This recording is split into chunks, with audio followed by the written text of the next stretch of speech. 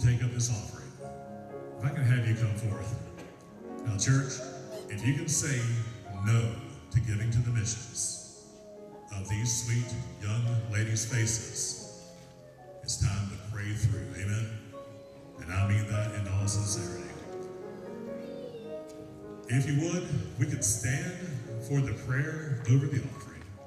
Gives you the opportunity, gentlemen, to get to your pockets a little bit easier.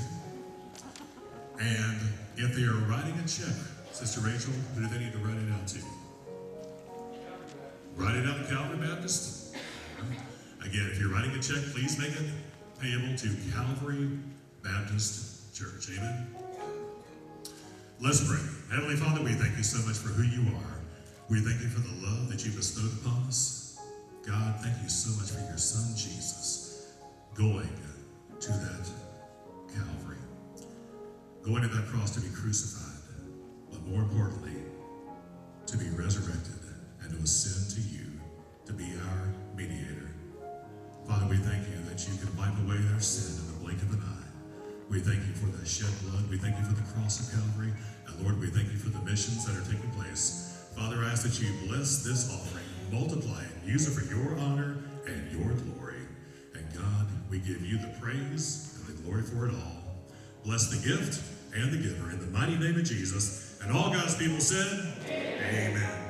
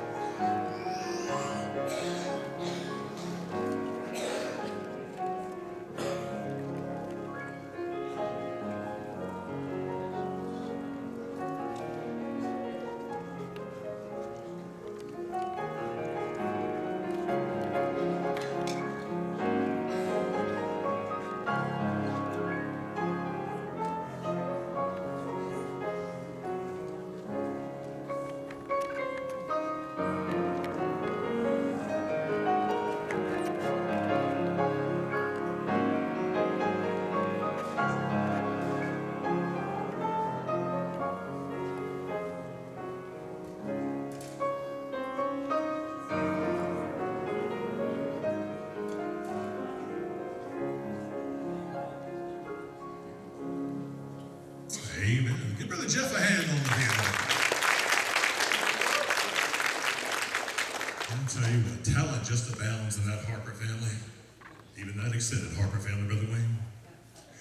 Well, friends, how many of you know this gentleman sitting on the first row right now? You saw him playing piano for the River City Trio. He brings a lot of Southern Gospel concerts into the town. Brother Stephen Gunner with Lifeline Promotions. If you'd give him a hand as he comes up, he has a few concerts to tell you about real quick.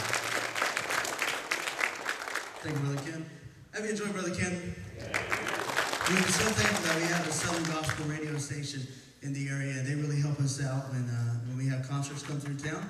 As I said, my name is Stephen Gunner, and I am with Lifeline Concerts. Just want to give you a couple concerts that are coming up, so you can go ahead and take out your calendar or take out your phone and get ready for these announcements for these upcoming concerts. So I know that you love gospel music or you wouldn't be here tonight. And so coming 2014, February of 2014, we are having the first annual February Fan Fest. Now these groups that are coming are groups that have been picked by those who usually come to our concerts. So we do take a look at those slips that you fill out. And so here's the lineup. On February the 1st, two of Jacksonville's favorites, Jeff and Sherry Easter and Karen Peck and New River. Jeff and Sherry Easter, Karen Peck and New River. On February the 8th, we have the Bowling Family and Jacksonville's, this is one of the favorites, they pack out every time they come. They come to Jacksonville about once a year. Brian Free and Insurance, they're coming back to Jacksonville. And then on February 21st, really excited about this group. This is the first time they've been back to Jacksonville in probably 4 or 5 years. The Kingdom Heirs from Dollywood. They'll be bringing their award-winning band, and our own Harper Brothers will be singing for us that night as well. So it's going to be the Harper Brothers and the Kingdom Heirs in a concert. It's going to be a great night on February the 21st. You can go ahead and purchase tickets for this event. Go to our website, lifelineconcerts.com. Mark that down, lifelineconcerts.com. If you have Facebook, you can like us on Facebook at Lifeline Concerts. We have a special going for the tickets. You can get a pass for all 3 concerts for $40, and that's it's a very good price for those type of groups and the big concert like that. So $40 for all 3 of those tickets. So I hope you can come out, write that down, go to our website, and you can see a bunch of other concerts that are coming to Jacksonville. Thank you for your time. If you have any questions about that, I'll be at the River City table at the end of tonight's concert. Thank you for supporting Southern Gospel music in Jacksonville. We couldn't do this without you. I'm going to turn this back over to Brother Ken. Thank you, Brother Ken. Let's give another hand to Stephen Gunn. LifelineConcerts.com. LifelineConcerts.com. Also, for those of you who may be traveling around the area, if you're outside of the listening area for 105.7, you can also tune in to the station on the web 24 hours a day at WJGMradio.com. Make sure you put radio behind that, WJGMradio.com. If you go to WJGM.com, you're not going to like it. I'll just leave that one there. All right, speaking of some additional concerts, how about this coming Friday night? Yeah, October the 11th, in celebration of my birthday. It was so nice for them to book that. The Anchormen are going to be at West Jacksonville Baptist, 5634 Normandy Boulevard. We're at home of 105.7. It starts at 7 o'clock. Doors open at 6. $7 at the door. Children 10 and under, absolutely free. And it's going to be a great evening. So $7 at the door plus a love offering for 105.7. Then on November the 8th, which ends the Fall Share-a-thon, we're going to have the Fall Share-a-thon Wednesday, Thursday, Friday, November 6th, 7th, and 8th. On that evening at 7 o'clock will be the Old Paths Quartet. So the Old Paths Quartet finishing that one up. 2 weeks after that, November the 22nd. How many of you like a group that was formerly from South Florida, making their way up now in Tennessee? You see them on, what's that guy's name that has the real curly hair on TV all the time and tries to sing bass? Oh, Bill Gaither. Anyway, you'll see them on all the Gaither Homecoming videos. The name, the Booth Brothers. First time the Booth Brothers have been to Jacksonville in a couple of years. And we've got them there on November the 22nd. And finally, our normal New Year's Eve concert is actually going to be our New Year's Eve concert. We're having it on December 30th instead. And of course, coming, as always, the Mark Trammell Quartet. But this year, along with them, Greater Vision will be in concert with us. Again, December the 30th. You can go to WJGMradio.com and be able to check out the calendar there as well. All right. Any other announcements, Rachel? Okay, you got your shoes buckled? Oh, she changed her shoes. Oh, who'd have figured with all the shoes that you had? All right. Well, it is again, a sincere pleasure to be here right now. And let me just go ahead and bring her up. I may need to help her up these stairs with those shoes on. You need help or you got it? You got it by yourself?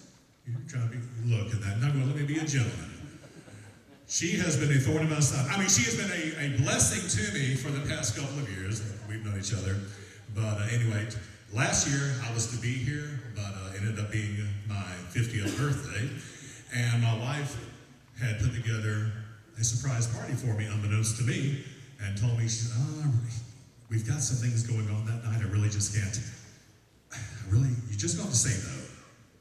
So I am sorry that I missed last year, but it was because I turned half a century old. So if you'll forgive me for that, the Lord did give me 50 years, and coming up this Friday, He'll give me one more.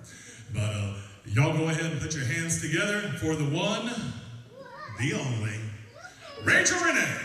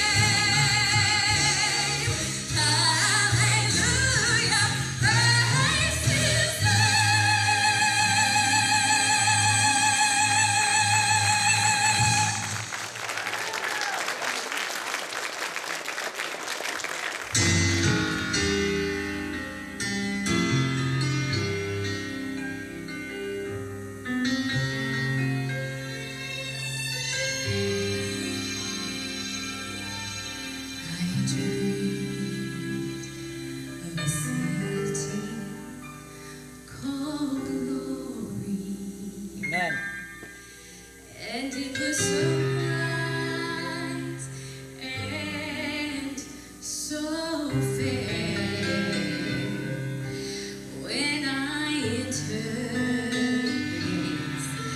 I cried, holy, oh, the angels all met me there. They carried me from mansion to mansion, and oh, the sights I saw. But I said, I want to see Jesus, the one who died for all. I bowed on my knees and cried, holy,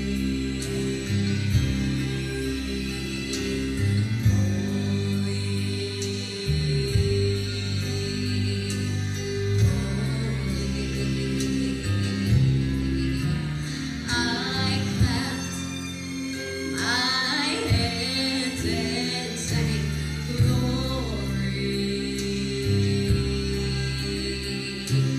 glory to the Son of God. As I entered the gates of that city, oh, my loved ones, they knew me well. They took me down the street of heaven.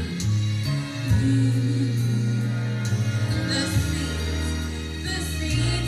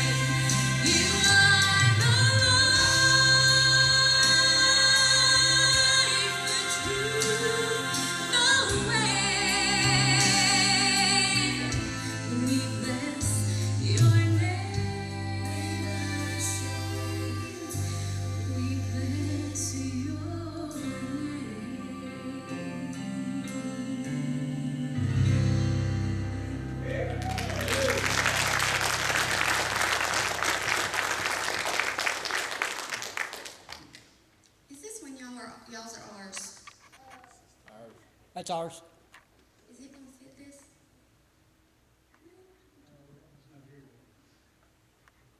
Hey, y'all. Don't trip. Yes, I changed my shoes. I had on some really, really nice shoes, but someone made the comment that they had no heel, but they really do have a heel. But this evening, they were kind of hurting my ankle just a tad bit, so I had to change in some shoes that didn't hurt my ankle quite as bad. So, yeah, it was lovely. So I did it, instead of a wardrobe change, I just did a shoe change. No big deal. So at least I've got shoes on, right? So that is a plus. No comments. Wait on that.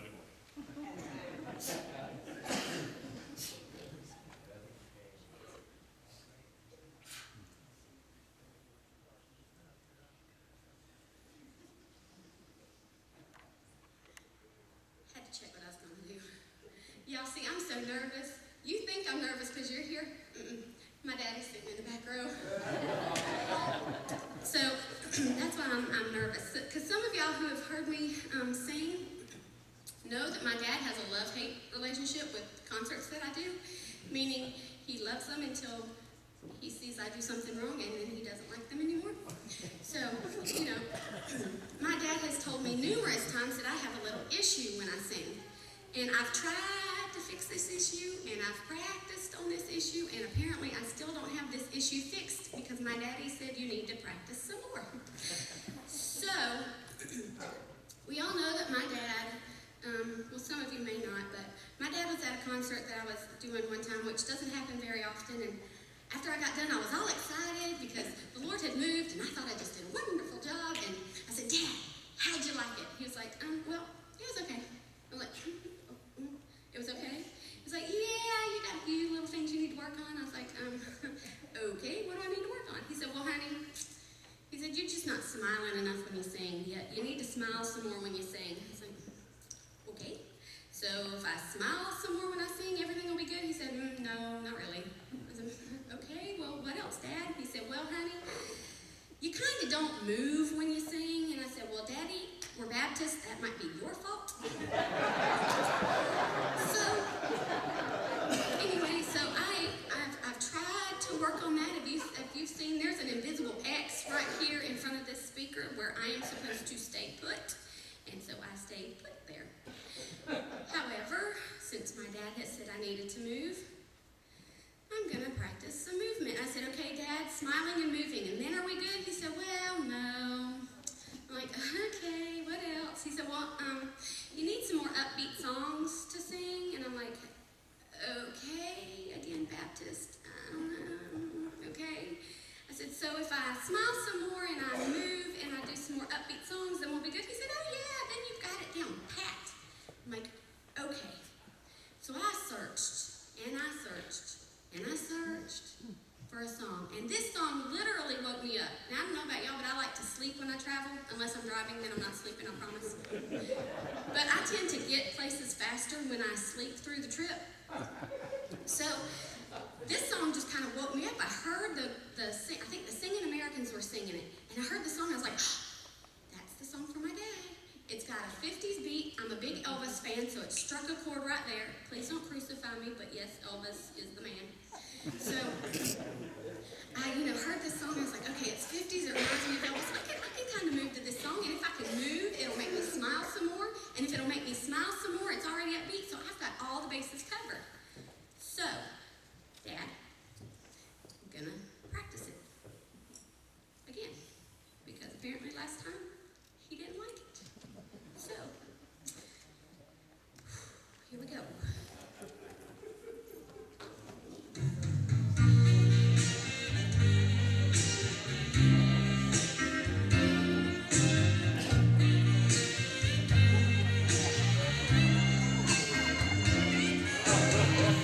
So many days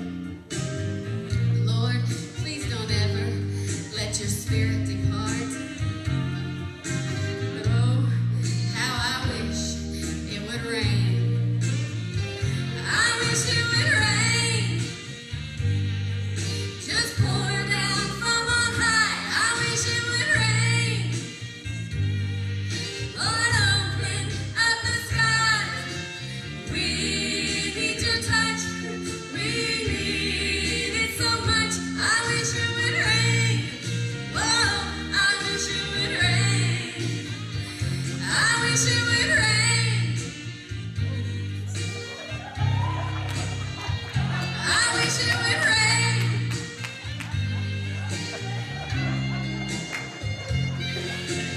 We need your touch. We need it so much. I wish it would rain.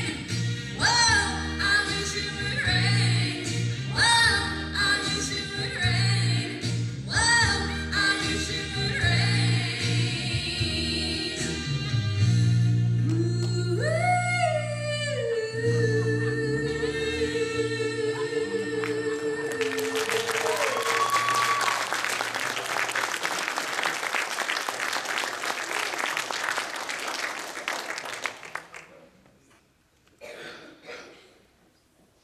You got it.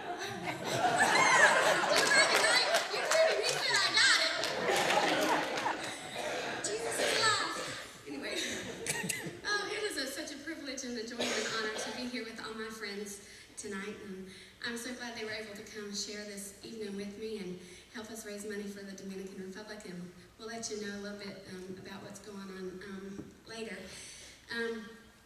But the Lord has done some amazing things for me, as River City kind of alluded to earlier. I would not be standing here were it not for the grace of God. Many of you have heard my testimony, but I promise the Lord, no matter where I was, no matter how many times I was there, I would always tell everyone just what Jesus Christ had done for me. So if you know it, guess what? You're going to get to hear it again. And if you've never heard it, God is a very good God. When I was 18 years old, they found a tumor growing in my sinus cavity. In less than 2 weeks, the tumor had grown to twice its size. By the time they found it, it had already shattered the bones in my nose and in my cheek up underneath my left eye. They did 2 biopsies on the tumor, but because it was growing so fast, they had to go in and remove it. They removed the tumor, and then they did 4 reconstructive surgeries on my face to put my face back together again. During the 4th reconstructive surgery, they discovered that my nose could no longer hold itself up on my face. So for about here down, where you have cartilage, I have plastic. Before you ask, no, it does not melt. No, I cannot take it off and sit it on my dresser at night. It is a permanent fixture on my face. So the doctor said, okay, we promise you, you'll never have another tumor. We got it all. I'm like, okay, no problem. 3.5 years later, my tumor was back for the 2nd time. This time it wasn't growing sideways, but it was growing straight up, and it was pushing my right eye out. Once again, we went in, they did the surgery, they removed the tumor, and they said, okay, we promise you, this time we got it all. You'll never have another tumor. Exactly a year later, my tumor was back for the 3rd time. This time it wasn't growing sideways, and it wasn't growing straight up, but it was growing straight back. Because it was growing straight back, they had no idea what it was doing, so my doctor told me that I would have to have a combination with him and my plastic surgeon doing the surgery all together. And I was like, okay, well, what do you all need to do it together for? He said, well, in order to ensure that you don't get a 4th tumor, I am literally going to have to saw your face in half. I'm going to peel your skin back, and then I'm going to saw your bone in half. I'm going to peel it back, and I'm going to scrape every bit of soft tissue out of your face. And then your plastic surgeon is going to try to make you look as normal as possible. Well, I don't know about you, but when a doctor says try to make you look as normal as possible, really not a good sign. So I was like, okay, is it really necessary? He said, yeah. But before we can do the surgery, you have to have a CAT scan. With the tumor growing backwards, they didn't know if it attached itself to my brain or to my spine or to my eyes. They had no idea what it was doing. Well, at that time, I had just started a brand new job at WWG. Hadn't even been there 90 days yet, so I had no insurance. And I wasn't singing full time. So there was no way I was going to be able to pay for this CAT scan. So I said, well, I can't afford it. He said, well, you can't afford to wait. I said, well, we kind of have to. He said, all right, so what we'll do, as soon as you have insurance, come in, we'll do the surgery, we'll do the CAT scan, and then the very next day, we'll do the surgery. So I said, okay. Well, when I got in my car from the doctor's office, many of you know that my dad's an evangelist and my mom's a Sunday school teacher. And I grew up in a very godly biblical home. We didn't just go to a Christian school, and we didn't just go to church, and we didn't just go to revivals, but we had a family altar at home, and we always had daily devotions. And as I was going home, God started to remind me of all those things that I had learned growing up. He reminded me that in the Bible, he says he healed the lame, the leopard, and he'd even raised the dead. Then he reminded me that also in the Bible it says he is the same God yesterday, today, and forever. Amen. Then he reminded me that he said I could go boldly into his throne of grace, ask anything in his name, and he would give me the desires of my heart. So I said, okay, Lord, I'm going to take you at your word. When I got home, I called my pastor up. I said, Pastor, this is a situation. I would like for the church to pray that God would remove that third tumor and just anoint me with oil as we pray. And he was like, okay, we'll do that. So that Sunday morning I went forward, they anointed my head with oil, and the church prayed that God would remove that fourth tumor. Well, no, third tumor. I'm losing count. Well, after they prayed, I completely forgot about everything, to be honest with you. And about 3.5 months later, I had insurance and I was able to go have my CAT scan. Went in, had my CAT scan, went home, no big deal. That afternoon, my mom calls me and she says, honey, I have the results of your CAT scan. I would love to tell you that I had faith. But to be honest with you, the first thing I thought about was, oh great, they're going to have to shave my head. I'm going to have some kind of brain surgery, or they're going to have to remove an eye. I mean, all these things went through my head, totally forgetting what I had prayed to God for. And my mom said, honey, it's good news.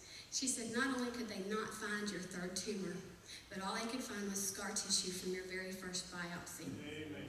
Now, I know I've been kind of prim and proper up here, but the pastor kind of sort of knows, and some other people know, that I am prone to what I like to call Baptist-costal fits. If you don't know what a Baptist-costal fit is, it's a Baptist having a Pentecostal breakdown, and that's what I had. So after my mom kind of got me settled down, she says, there's more, but it has to wait till I get home. Well, frankly, I didn't care what else my mama had to tell me. She just told me that God had answered my prayer and had removed the third tumor. Well, that afternoon, when my mom came home, she had some papers in her hand, which turned out to be biopsy results.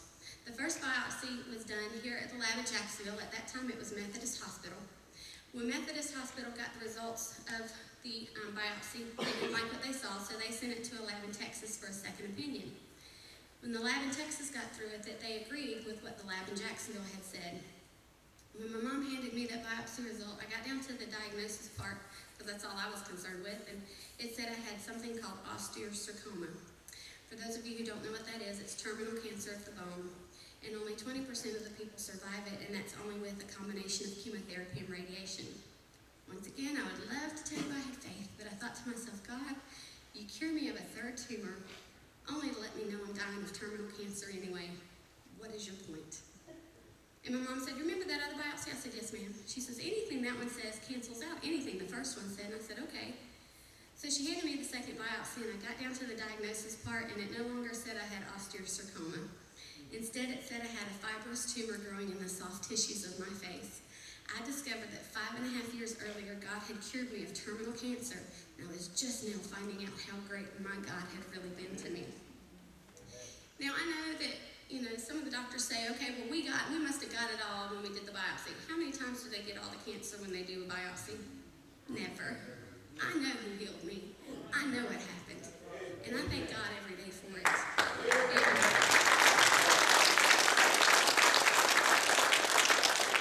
And I tell people all the time that, growing up the way I did, watching old-timey movies, my dad loves John Wayne, so we were always watching black and white and John Wayne stuff. And my favorites were the believe it or not, were the cemetery scenes. I love the cemetery scenes, and not just because they sang the same song that they just sang at a wedding, but I like the cemetery scene because it would show, they do, but they show on the tombstone, like, he was a good man, he had a good horse, simple stuff like that. Well, I got to thinking, I don't want people to know how I lived. I want people to know how I'm living, because when I die, my life's just getting started.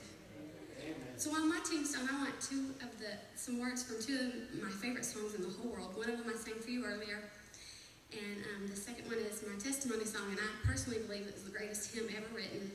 And when I'm done, I'll introduce Phil to you. But on my tombstone, I want the words, finally, I bow and I clap and I sing, my God, how great thou art.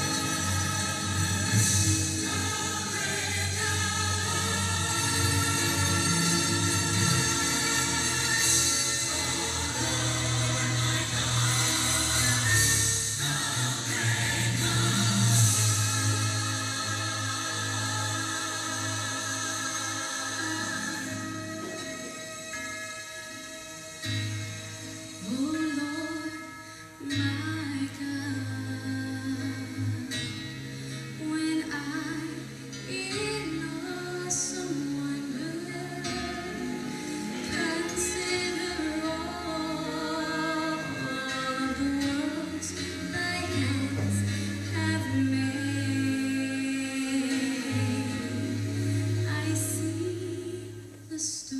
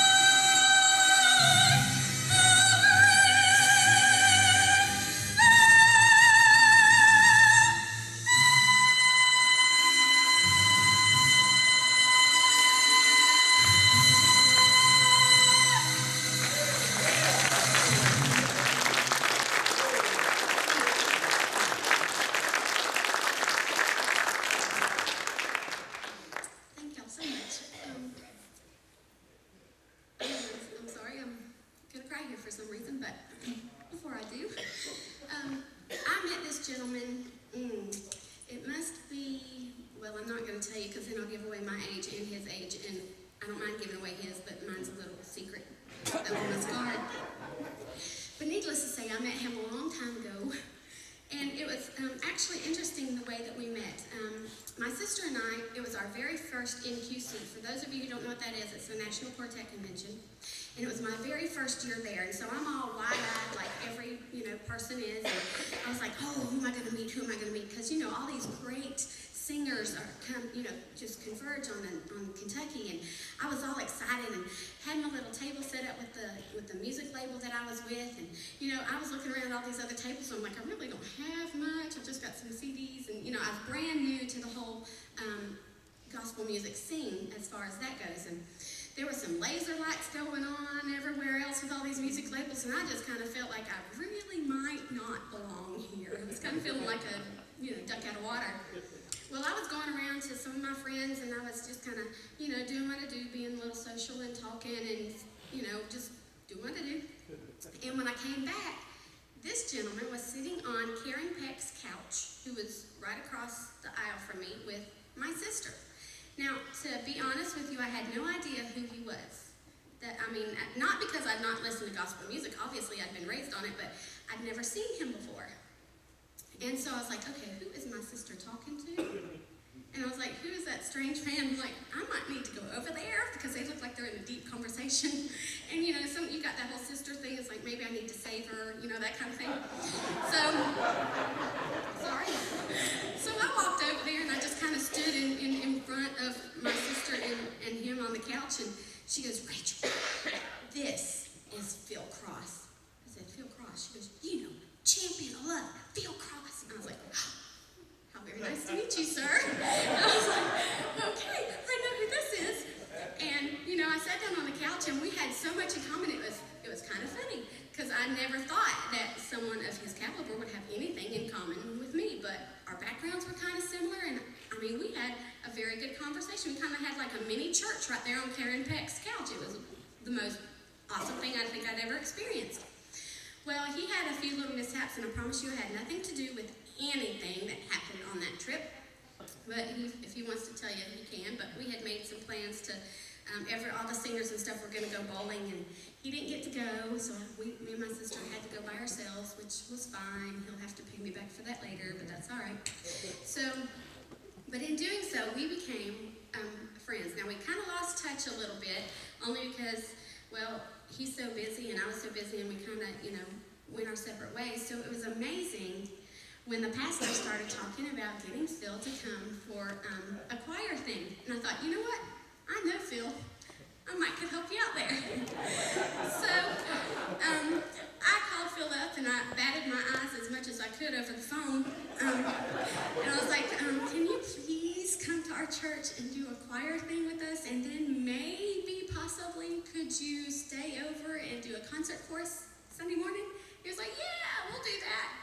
And so, of course, he did. And, of course, I knew my pastor would fall in love with him. And then I knew that we had the benefit coming up. And once again, he proved what kind of a man he is. And I said, I can't pay you. It's a benefit. He said, how come? I was like, you do not find men of God like this very often. That's right. Who are willing to go places and share the gospel of Christ.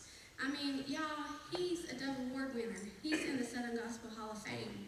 You think of that and you think, oh, they're probably stuck up. They probably cost a lot of money. They probably do this. They probably do that. They'll probably never come to our small church. It is amazing that someone like him would do as God asks and just come and minister. Rather than it being just music, he ministers. Amen. And so I know that he's going to minister to you guys. So I want y'all to put your hands together and please make welcome my friend, Mr. Phil Cross. That was very nice. Thank you, Rachel. Well, that was, I guess, the best introduction of my life. That was pretty cool. Like it, buddy. Let me tell you something encouraging. Is that good? I have a Father, the master of time.